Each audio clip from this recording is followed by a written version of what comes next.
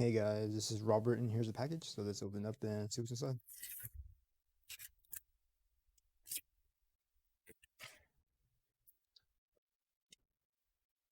Okay, so we have this adapter here, the One Me Travel Bluetooth adapter. Here's some information. More information. What's in the box? A wireless audio adapter, charging case, USB charging cable, user manual.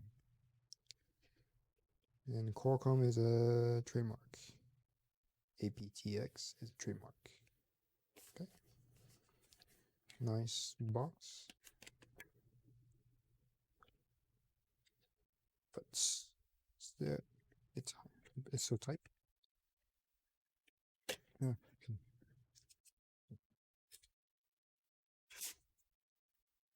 So here it is.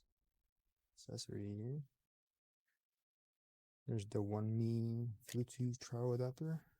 So you can plug it into any kind of outlets. Or not outlet, audio jack. So you have one line and two lines here. You can flip it up and down depending on what your situation is. You have one. Both doesn't let you do either way.